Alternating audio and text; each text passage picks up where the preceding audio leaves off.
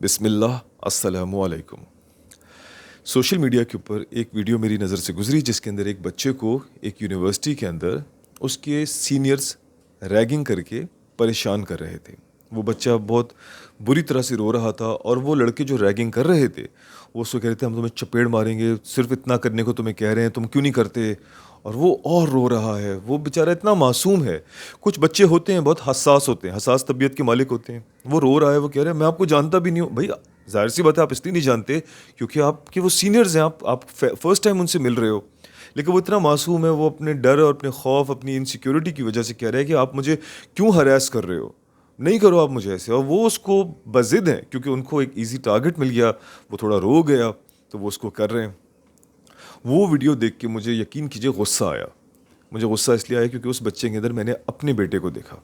अब इसका ये मतलब नहीं है कि मेरा बेटा इतना बड़े उम्र का है, मैं ड्रैक्युला नहीं हूँ कि इतनी जवानी के अंदर इतना बड़ा मेरा बेटा है, नहीं। मैंने अपने बच्चे को फ्यूचर में देखा कि आज से 10 साल बाद जब वो भी यूनिवर्सिटी जाएगा तो क्या उसको भी कोई ऐसे तंग करेगा, परेशान करेगा, वो भी क्या ऐसे रोएगा। मगर यहाँ पर अब मैं एक बहुत अहम बात करना चाहता हूँ उन बच्चों के साथ भी जो रैगिंग करते हैं और उन बच्चों के साथ भी जिनकी रैगिंग होती है। जिनकी होती है मैं उनको बताना चाहता हूँ कि ये तुम्हारी यूनिवर्सिटी का एक बड़ा ही खूबसूरत और यादगार मोमेंट होता है। इसको कोई इस नज़र से ना देखो कि तुम्हारे साथ ज्यादती होने जा रही है। तुम्हारे पास तुम्हारे सीनियर्स रैगिंग करने के लिए आए ना, उसको बड़ा वेलकम करो। सारी ज़िंदगी याद रहती है ये रैगिंग, सारी ज़िंदगी का ये एक मेमोरी बन जाती है। आपसे वो गाना गवाते हैं, गाना गाओ। आपको वो कहते हैं कि वहाँ जाके खड़े होकर ऐसा कोई ऐलान करो, करो करो। आप यकीन कीजिए ये वो वाहिद मोमेंट है, सॉरी, ये वो वाहिद मोमेंट है जिस वक्त आप दुनिया का कोई भी इलीगल काम करना चाहते हैं वो कर सकते हैं यूनिवर्सिटी के अंदर। और ये वो मोमेंट होता है जब आप यूनिवर्सिटी के अंदर पॉपुलर बन सकते हैं। और यूनिवर्सिटी लाइफ के अंदर या कॉलेज लाइफ के अंदर पॉपुलर होना बहुत अहम होता है क्योंकि उससे क्या होता है आपकी पूरी आगे की ज़िंदगी लिटरली शेपअप हो रही थी। और वो जो बदमाश लड़के थे जो उसकी रैगिंग कर रहे थे वो यही कह रहे थे यार तू कैसे गुजारेगा अगले 4 साल, कैसे गुजारेगा। वो वाकई सही कह रहे थे क्योंकि यूनिवर्सिटी में आपकी ज़िंदगी की पूरी आने वाली ज़िंदगी की लाइफ जो है ना वो शेपअप हो रही होती है। किस तरह से आप डील करोगे। आप ऑफिस में जाओ, आपके जो बॉसेज हैं वो बेसिकली आपको बुली कर रहे होते हैं, वो आपकी बेसिकली रैगिंग कर रहे होते हैं। जब आप वो ग्रुप मीटिंग्स के अंदर वो आपको डांट रहे होते हैं, वो आपके प्रोजेक्ट को आपके मुंह पे यूं करके मारते हैं। यूनिवर्सिटी लाइफ की ये रैगिंग आपको बेसिकली बहुत सी चीज़ों के लिए तैयार कर देती है। तो आपके पास कोई आए रैगिंग करने के लिए, आप उसको रैगिंग करने दो। आप कहो कि यार मेरी रैगिंग करो, मतलब ये नहीं कहो कि मेरी रैगिंग करो, लेकिन कोई आए तो उसको खुशाइन समझो। ये वो मोमेंट है जिस वक्त आप यूनिवर्सिटी के अंदर एक तो पॉपुलर हो सकते हैं और नंबर 2 आप कोई भी ऐसा काम कर सकते हैं जो बाकी आने वाले दिनों में आपके लिए इलीगल हो। यानी कि आप यूनिवर्सिटी के अंदर जाके एकदम से बीच में खड़े होकर गाना गाना स्टार्ट कर दें तो लोग ये कहेंगे पागल है क्या ये। आप यूनिवर्सिटी में जाके किसी के साथ जो है वो किसी के जाके मजाक करने लगे, किसी से कुछ खींचने लगे, कुछ छेड़ने लगे उसे, वो आपकी कंप्लेंट कर देगा, आप रेस्टिकेट हो जाओगे। रैगिंग वो मोमेंट होता है जब आप ये सारे काम कर सकते हो क्योंकि आपको सीनियर्स ने कहा होता है करने के लिए। और सब लोग ये जानते हैं कि इनको एक टास्क मिला हुआ है तो इनको कुछ ना कहो, इसको इस वक्त परफॉर्म करने दो। तो यानी कि उस मोमेंट में आप इलीगल एक्टिविटी करके अपने आप को पॉपुलर भी बना सकते हो, कॉन्फिडेंस भी हासिल कर सकते हो और जिंदगी भर की मेमोरीज अपनी क्रिएट कर सकते हो। मगर अब मैं उन बच्चों से बात करना चाहता हूं जो रैगिंग करते हैं कि देखो ये आर्म्ड फोर्सेस तो है नहीं कि आप किसी को जहनी तौर पे इतना टॉर्चर दो, देखो क्योंकि फौज के अंदर भी रैगिंग होती है। जब आप पीएमए में जाते हो वहाँ पर भी रैगिंग होती है, लेकिन वहाँ की जो रैगिंग होती है वो बहुत ही रूथलेस होती है, ब्रूटल किस्म की होती है। लेकिन वो वहाँ के माहौल के लिए बेहतरीन चीज़ है, मेमोरीज बनाती हैं, दोस्त बनाती हैं, कॉन्फिडेंस बनाती है। फौज का नाम क्या है।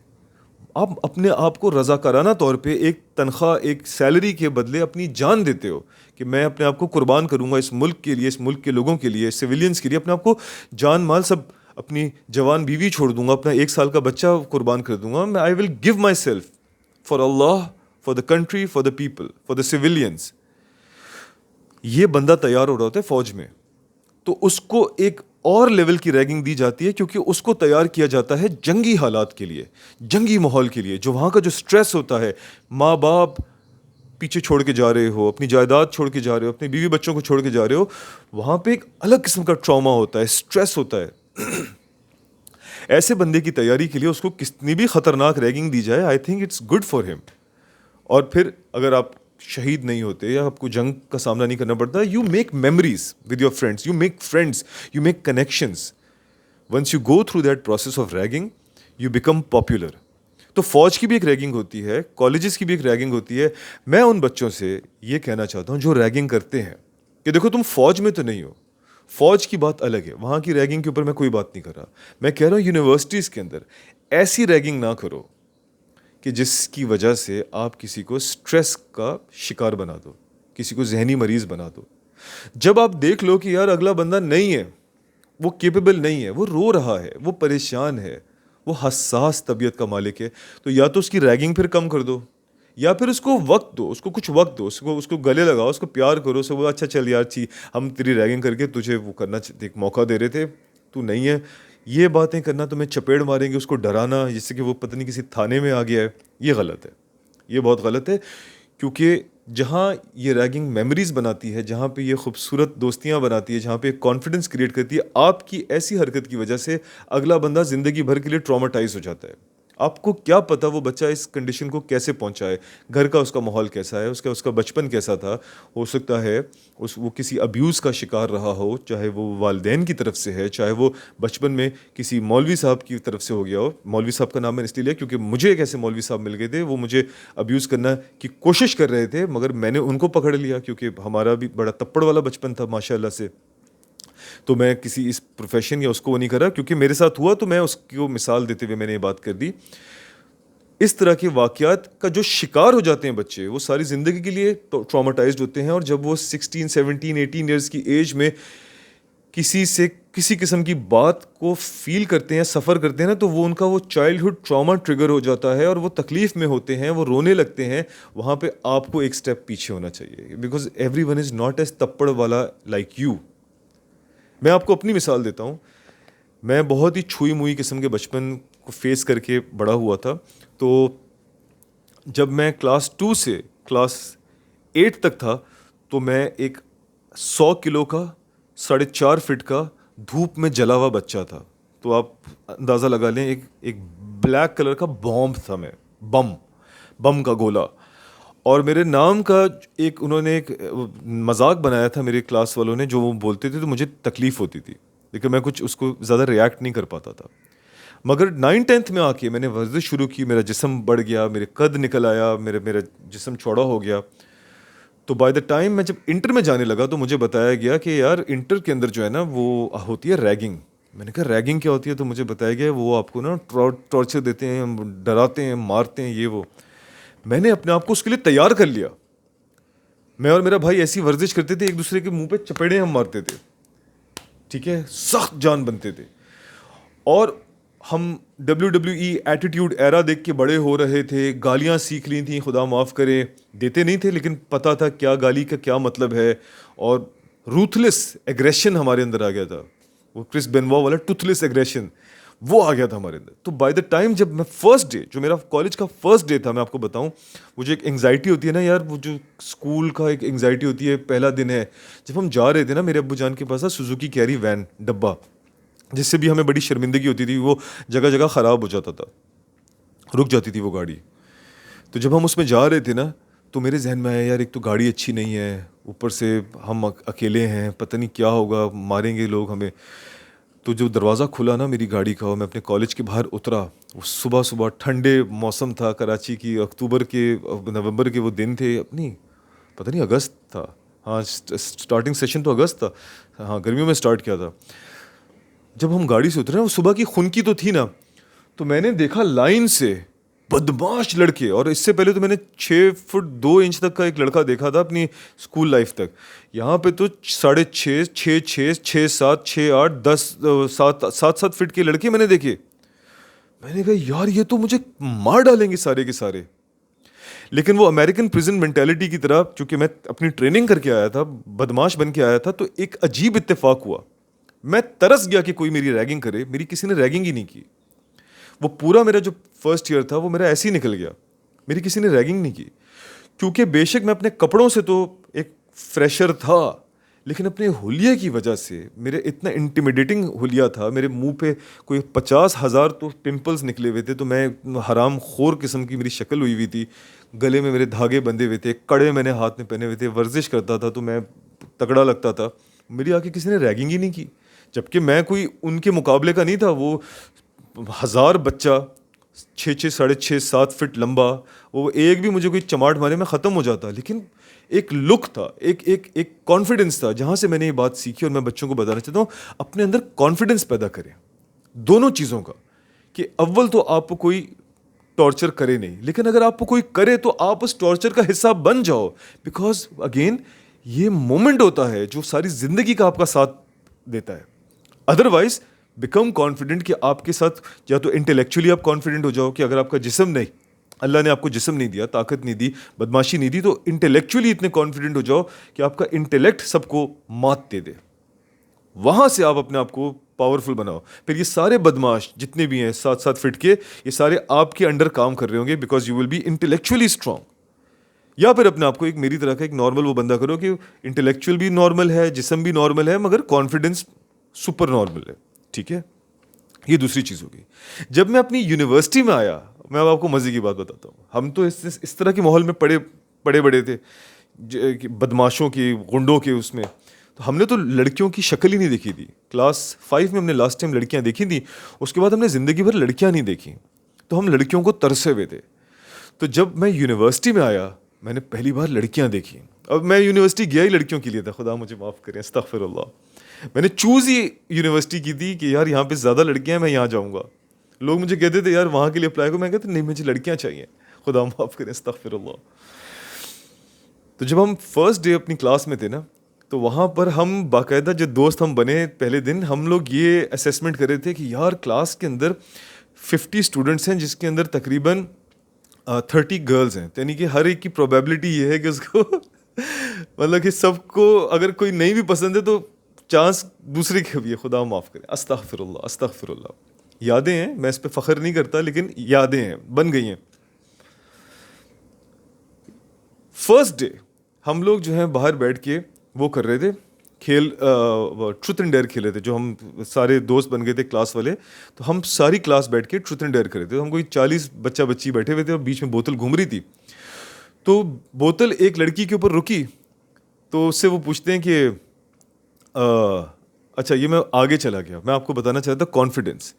मैं पहले दिन जब अपने यूनिवर्सिटी आया तो मैं इतना कॉन्फिडेंट था, और लड़कियों को देख के इतना मैं कोई पागल हो गया था कि यार इतनी सारी लड़कियां, मैं इतना खुश हो गया था कि मेरे अंदर से ना जो मेरा वो था एड्रेनलिन और जो मेरा टेस्टोस्टेरोन था, वो इतना ज़्यादा फूट फूट के बाहर आ रहा था, इतना ज़्यादा वो हो गया था कि कॉन्फिडेंस की कोई ना कोई बौछार हो गई थी। और उस बौछार की वजह से मैं यूनिवर्सिटी के अंदर इधर से उधर भाग रहा हूँ, हर एक से बात कर रहा हूँ, दोस्ती कर रहा हूँ, मस्ती कर रहा हूँ, मजाक कर रहा हूँ।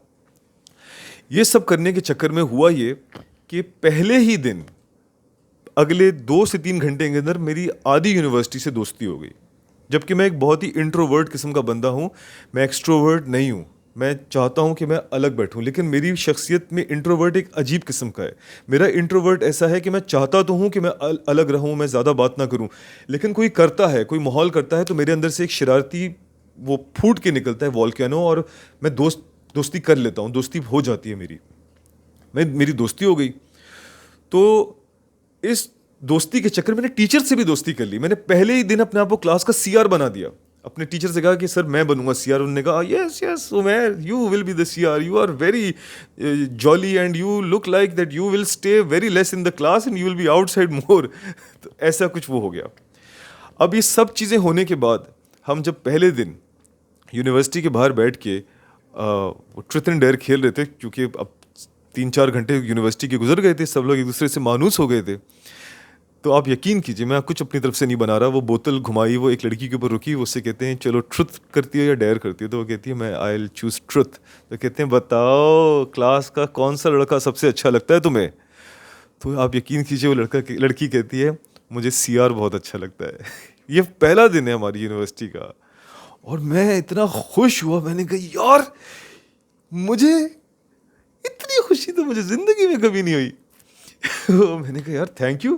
क्या है? कहते हैं you are very jolly, you are very funny, you are very loving और ये वो वगैरह। और तब तो भाई ऐसा नहीं था, आप ये नहीं ये अभी आपको लग रहा है जी हॉरर शो का तांत्रिक, ऐसी बात नहीं है। पहले भाई आपका फुल पप्पू बच्चा था। दिखाऊं मैं आपको? रुको 1 मिनट ठहरो, दिखाता हूँ मैं आपको। सॉरी यार, वो मेरे पास अब सॉफ्टवेयर नहीं ना एडिटिंग का, वरना तो मैं तस्वीर वीडियो के अंदर ही डाल देता। ये देखें, ये था आपका भाई यूनिवर्सिटी के अंदर। मजाक मजाक लिया हुआ है क्या आपने? है?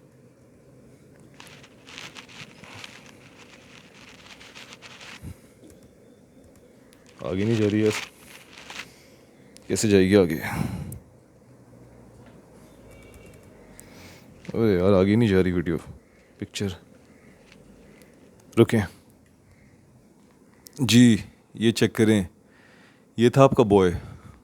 अब क्या हो गया यार ये, मुझे अल्लाह माफ़ करे। वो मेरी बेगम सही कहती है, वो कहती है तुमने यार मुझे धोखा दिया है, मैंने शादी इससे की थी और ये क्या हुआ है। ठीक है, वो यार वो एडिटिंग का सॉफ्टवेयर नहीं है ना, तो मुझे ऐसे लैपटॉप उठा के दिखाना पड़ रहा है। रुकें। तो कहने वाली बात ये कि कोई मजाक नहीं है, जब वो बच्ची मुझे कह रही थी कि मुझे सीआर अच्छा लगता है, तो मैंने कहा यार थैंक यू यार, ठीक है। अब जब बोतल मेरे ऊपर आके रुकी ना, तो मुझसे कहा तुम क्या करोगे? तो आपका भाई तो कॉन्फिडेंस का बादशाह था, तो भाई ने कहा कि डेयर करवाओ। तो वो मुझे कहते हैं कि वो देखो वो सामने एक लड़की बैठी है ना, वो जो आइसक्रीम खा रही है, जाओ उससे जाके आइसक्रीम लेके आओ।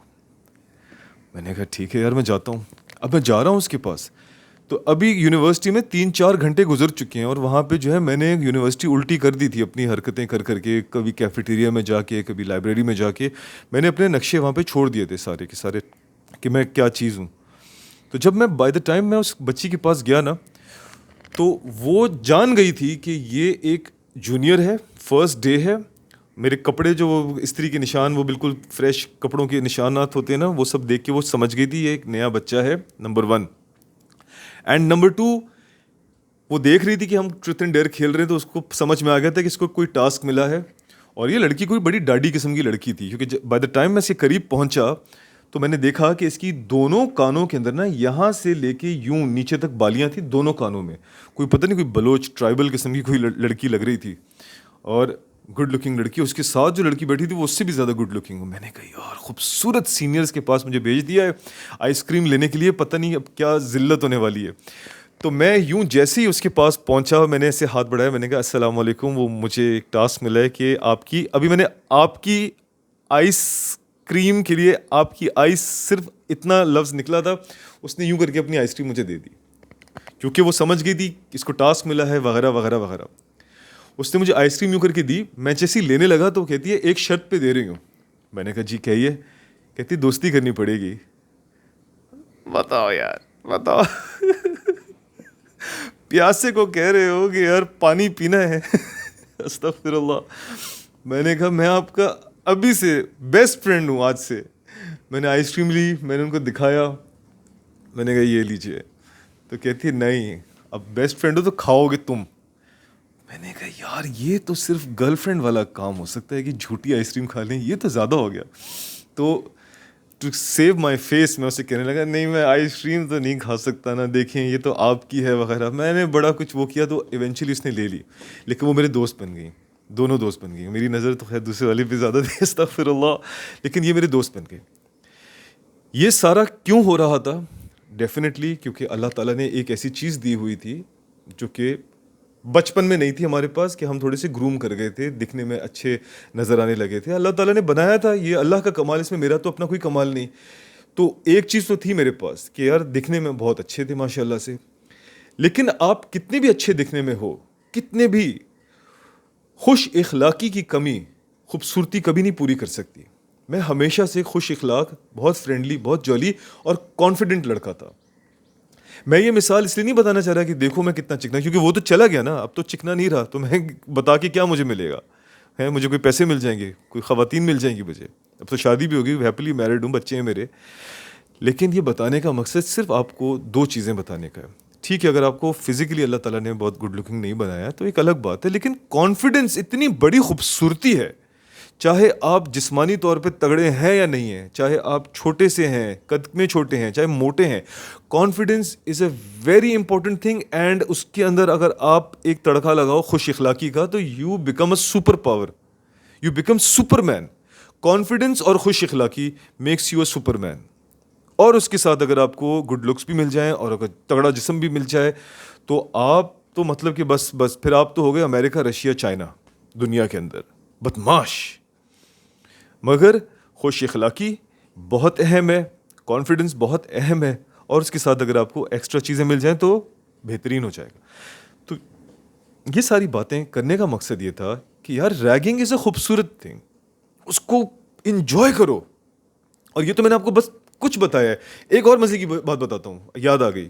उसी दिन, उसी पहले दिन उस यूनिवर्सिटी के अंदर जब ये सब लोग, क्योंकि हर किसी की नज़र होती है फ्रेशर्स के ऊपर, वहाँ मैं चाह रहा था अगेन मेरी रैगिंग हो, लेकिन वहाँ भी मेरी रैगिंग नहीं हुई, वहाँ भी मेरी रैगिंग नहीं हुई।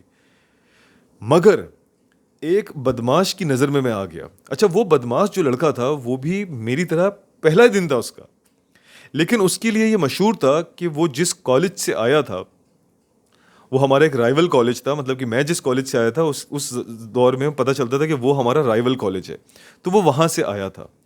और मुझे उसकी क्लास फेलोज़ जो मेरी क्लास में मौजूद थे उन्होंने बताया कि हमारे कॉलेज का बहुत ही गुंडा बदमाश लड़का है।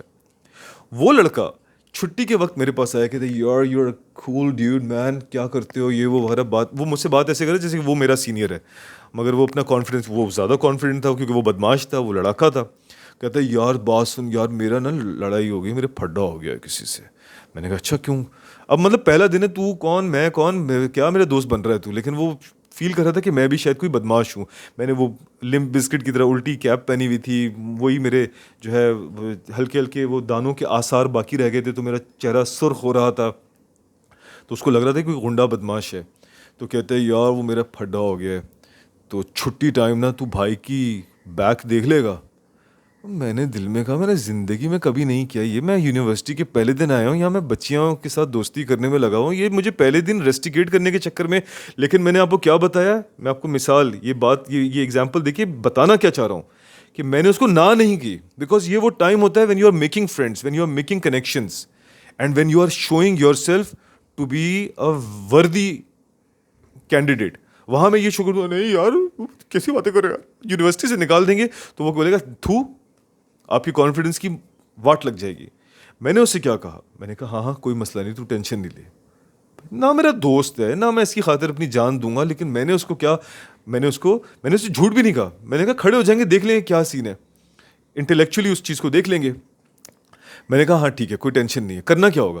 कहते यार कुछ नहीं करना होगा, बस सिर्फ इतना है कि यार तू बाई की ना, बाई लड़ खुद लेगा सबसे, तूने बाई की ना सिर्फ बैक देखनी, पीछे से कोई मुझे पत्थर ना मार दे। मैंने कहा दिल में, मैंने कहा तू पागल तो नहीं है, तू यूनिवर्सिटी आया है, इतनी टॉप की यूनिवर्सिटी है, यहाँ पे कोई पत्थर मारेगा या खून खराबा होगा, वो भी पहले दिन। और तूने मतलब तू कौन है यार, तूने मतलब कि कॉलेज में भी तू बदमाश था, तू यूनिवर्सिटी में भी आके बदमाशियाँ कर रहा है, तूने यहाँ पर भी गुंडे बना लिए। खैर मैंने कहा यार मुझे किस मुसीबत में इसने डाल दिया है यार, अब करना पड़ेगा यार, ठीक है। अब छुट्टी हुई ना, तो मुझे ये बात याद थी कि यार वो बंदा मुझे तलाश करेगा अपने उसके लिए। तो जब मैं छुट्टी में बाहर आया तो ये वो टाइम था कि पहला दिन था, घर कैसे जाना है, तो मैं तलाश कर रहा था अपनी क्लास वालों को कि यार क्या करना है यार, टैक्सी करनी है, बस करनी है, कैसे निकलना है यहाँ से। तो मुझे वो ना दूर नज़र आया, इधर से उधर ऐसे ऐसे करके जा रहा है, ऐसे ऐसे करके जा रहा है। मैंने कहा बे यार ये अब मुझे पकड़ लेगा और फड्डे में शामिल करेगा। तो हम तो आए थे फड्डे वाले कॉलेज से, तो मुझे पता था कि जब फड्डा होता है तो क्या होता है। मैंने कहा यार माहौल तो नहीं लग रहा कि कहीं पे कोई गैंग अप हो रहा हो या कुछ हो रहा हो। मैंने कहा यार निकलते हैं यार, छोड़ो यार क्या मैंने इसको जाके कहना है कि हाँ मैं आ गया तेरे फड्डे के लिए।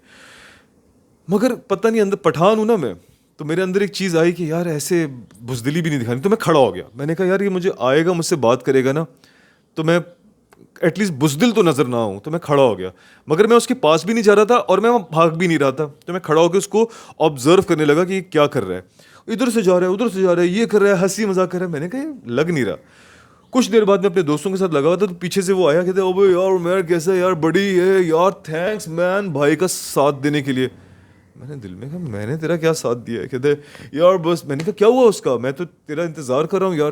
कहते नहीं यार वो बात ख़त्म हो गई यार, वो सब ना कॉम्प्रो हो गया, वो पढ़ा ख़त्म हो गया, बट यार glad to have you behind me. यार कोई भी और किसी में और थप्पड़ नहीं थी, तू था मेरे साथ, बड़ी तू ये वो वगैरह। मैंने कुछ भी नहीं किया और मैं उसका बडी बन गया। और उसके बाद मैं जितना अरसा यूनिवर्सिटी में रहा तो मैं उसका बडी था। आज भी वो मेरा दोस्त नहीं है, कभी वो मेरा पक्का दोस्त नहीं है, कोई नहीं। उसका सिर्फ और सिर्फ ये था, जब नजर आते ए बड़ी व्हाट्सअप, बस ये। क्यों बड़ी बन गया? क्योंकि उसके फड्डे में मैंने कह दिया हाँ मैं तेरी बैक पे खड़ा हो जाऊंगा, दैट्स इट। बताने का मकसद ये था इस मिसाल के ज़रिए भी कि मैं आपसे नहीं कह रहा कि किसी के फड्डे का हिस्सा बनो, किसी के फड्डों में शामिल हो। मैं आपको ये बताना चाह रहा हूँ कि बी कॉन्फिडेंट, तप्पड़ दिखाओ अपनी, पीछे नहीं हटो।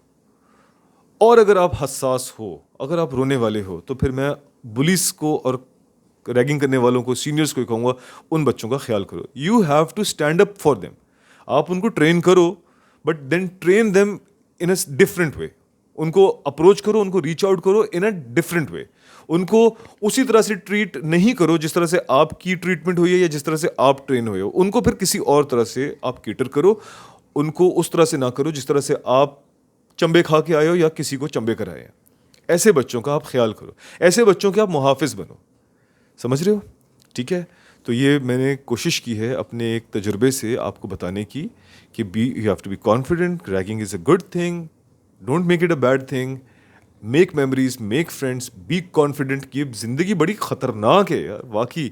वो लड़के सही कह रहे हैं, तू आगे की ज़िंदगी कैसे गुजारेगा अगर ये तूने आज ये बर्दाश्त नहीं की। Corporate life is full of evil, materialistic, toxic people. So if you find such seniors in your university or college who put you through hell, then go through this hell. Then you will see कि यार corporate life के अंदर when you are getting bashed by your manager or by your supervisor, you will feel confident, inshallah. Jazakallahu khair, shukriya and assalamu alaikum.